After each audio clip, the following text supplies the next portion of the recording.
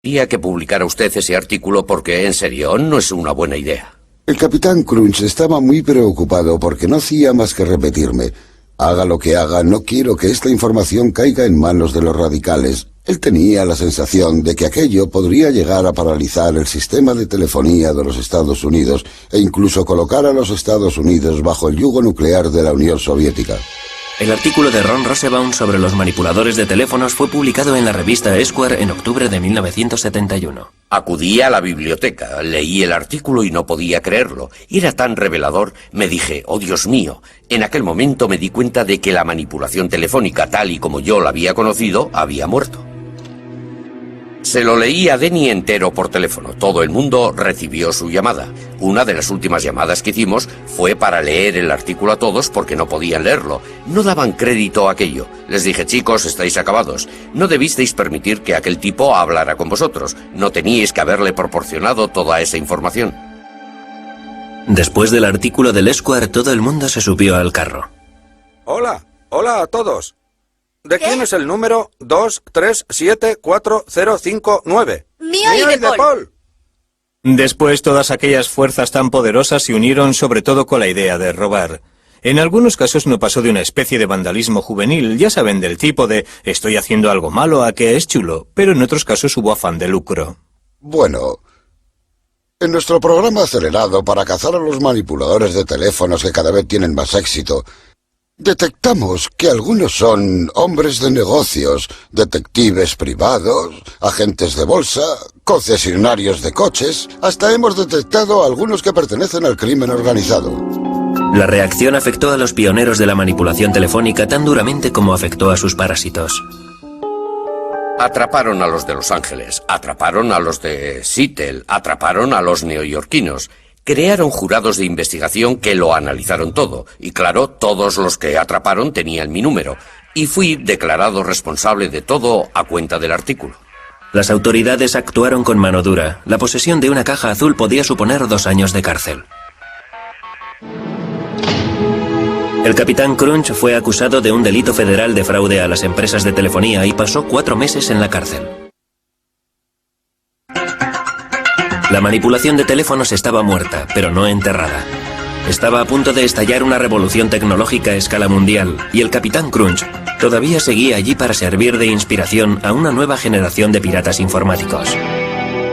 La piratería había nacido como una exploración divertida de las redes de telefonía, pero todo aquello iba a cambiar con la creación del ordenador personal, una revolución tecnológica que los propios piratas informáticos habían inspirado. Un elemento clave en la revolución fue Steve Wozniak, un joven estudiante de ingeniería cuyo mundo había quedado patas arriba tras el artículo del Esquire sobre las cajas azules. Fue el artículo más sorprendente que jamás había leído. Hablaba de ingenieros y técnicos como yo que se habían burlado de las empresas de telefonía y que habían creado redes que nadie pensaba que existían. A Wozniak le entusiasmó tanto el artículo que empezó a montar su propia caja azul. Al principio solo puse algunos de los chips que yo mismo había diseñado en una tabla y empecé a soldar cables. Por esa razón, cuando acabé el montaje de la caja azul, algunos tonos estaban bien y otros mal. Empecé a buscar al capitán Crunch. Una vez que su tapadera había quedado hecha añicos por el Esquire, John Draper intentó pasar totalmente desapercibido. Todo el mundo decía que John Draper era el capitán Crunch. Llamé a la emisora de radio y pedí que John Draper me llamara. Me dijeron, no, ha desaparecido de la vista después del artículo del Esquire. Supe que había dado con él. 10 minutos más tarde sonó el teléfono. Exclamé, Dios mío, qué malas noticias. Era él, nos dijo que vendría a Berkeley a reunirse con nosotros en el dormitorio. Tuve la sensación de que el que venía a casa era el mismísimo presidente. Fui allí sin saber realmente qué era lo que estaba pasando. Wolf quiso que le enseñara a utilizar la caja azul, él acababa de montar una. Me había hecho a la idea de que se trataba de un tío muy ligón y resultón con las chicas, y cuando se presentó en la puerta de alguna manera no coincidía con la idea que me había forjado de él. Dijo, soy el capitán Crunch. Dije, bien chicos, la verdad, no creo que tenga ganas de hacer esto. Me contestó, está bien. Me sentí todo un héroe. Añadí, me imagino que no pasará nada, al fin y al cabo estoy en un dormitorio y será muy difícil que alguien detecte la llamada. Woz me preguntó, ¿podemos telefonear al Papa? Le contesté, pienso que sí. Cogí el número del Vaticano y llamamos preguntando por el Papa. Nos dijeron, el Papa no está disponible en estos momentos. Eran como las 4 de la madrugada. Aquella misma noche empecé a aprender códigos y técnicas de John Draper y de los demás para utilizarlas para hablar con las operadoras, y las semanas siguientes las dediqué a hacer prácticas para ver hasta dónde podía llegar. Creo que estaba un poco asustado con la idea de que me cazaran. Un par de semanas más tarde, el coche de Wozniak sufrió una avería. Por suerte, él y su colega Steve Jobs tenían una caja azul a mano.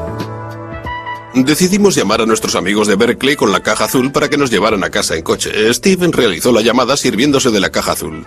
Cuando contestó la operadora, colgó asustado. Volvió a llamar. Al contestar, la operadora colgó otra vez de lo asustado que estaba. Fue cuando apareció un poli. Estaba en la cabina con una caja azul en las manos. ¡Oh, Dios mío! Seguro que el poli pensó que éramos drogadictos porque yo llevaba el pelo muy largo. Steve me pasó la caja azul y la introduje en el bolsillo de mi abrigo. Me preguntó, ¿qué es esto? Si se pulsaban los botones emitían tonos, por eso contesté, es un sintetizador musical electrónico. El poli le dijo que estaba desafinado. Preguntó, ¿para qué es el botón naranja? ¿Es con el que pirateáis las líneas? Steve le contestó, es para calibrar. El agente preguntó qué hay que calibrar. Pasé miedo. Supimos que nos habían cogido, nos metieron en el coche patrulla, los dos polis iban en el asiento delantero y Steve y yo en el de atrás. El poli que iba de copiloto se dio la vuelta. El poli se dio la vuelta hacia Woz y le dijo, un tipo llamado Moog te ha delatado. Era un sintetizador Moog. Mientras Steve Wozniak y el capitán Crunch andaban enredando con los teléfonos, los despiertos chicos de las empresas del cercano Valle del Silicio estaban consiguiendo grandes avances en la tecnología informática. Sin embargo, a principios de los años 70 los ordenadores eran todavía unas máquinas enormes muy impersonales al servicio de unas empresas enormes muy impersonales. Se empezó con lo de los ordenadores con el fin de descifrar códigos, detectar misiles, crear armas para la guerra. Ese fue en realidad el origen de los ordenadores modernos. Luego fueron apareciendo los que manejaban enormes y complejas bases de datos con fines comerciales. Los ordenadores se consideraban como aparatos que no había que tocar. No se podía entrar donde hubiera un ordenador. Había que mantener las distancias, pero mostrar reverencia y respeto a quienes supieran manejarlos. Pero en aquella época el respeto era un bien bastante escaso. A finales de los años 60 hasta los ingenieros informáticos tenían ya su contracultura. Lo bautizaron piratería informática. Los objetivos prácticos eran secundarios, lo importante era lo que los piratas informáticos denominaban el puro placer de la exploración, un sentimiento que los manipuladores de teléfonos hubieran reconocido como propio. Los manipuladores de los teléfonos estaban aprendiendo cómo utilizar una tecnología, cómo introducirse, cómo utilizar y expandir la tecnología por caminos que en general no estaban al alcance del público.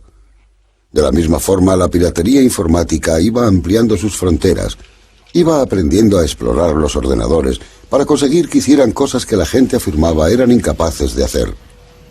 Para conseguir sus propósitos, los piratas informáticos necesitaban tener acceso a un ordenador, pero en aquella época no resultaba fácil.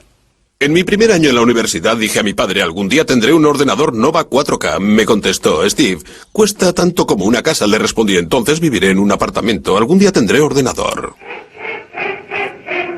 Cuando los ordenadores eran todavía unas máquinas crujientes que costaban 5.500 millones de euros, la idea de que alguien tuviera su propio ordenador personal resultaba inconcebible. ¿Por qué iba a querer alguien disponer de su propio ordenador personal? Era ridículo, era como que alguien dispusiera de su propia bomba atómica. La bomba estalló bajo la forma de unos nuevos componentes para montar un equipo que fue llamado Altair 8800. Apareció un artículo en una revista técnica en el que se presentaba el Altair, un equipo que cualquiera era capaz de montar. Entusiasmó tanto a un par de personas de la zona de la bahía que decidieron formar un club, incluso antes de que dichas piezas empezaran a salir al mercado. Se reunieron solo para compartir información. Lo bautizaron Club Informático Casero. Una noche de marzo de 1975, se congregaron 30 personas en un garaje para contemplar aquella extraña caja. Entre ellas se encontraba Steve Wozniak. Dentro de la caja había montada una red que llegó a fascinarles incluso más que la red telefónica.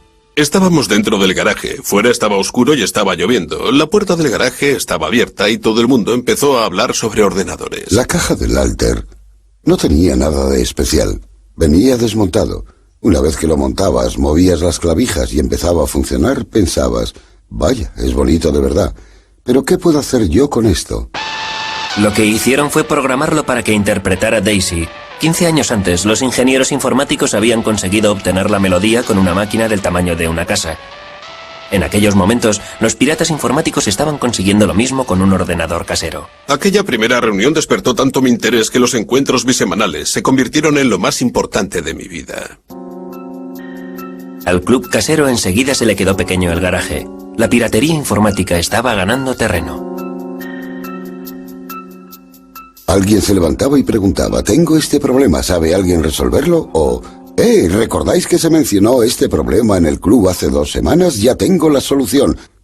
Fue un formidable intercambio de información. En el club me dediqué a pasar esquemas a todo aquel que quisiera hacerse con ellos. Saqué toneladas de fotocopias porque me sentía orgulloso de que vieran mi trabajo. Lee Felsenstein se convirtió en el moderador del club. Lo organizó todo muy bien, respetando el talante de nuestro cometido, que consistía básicamente en compartir toda la información.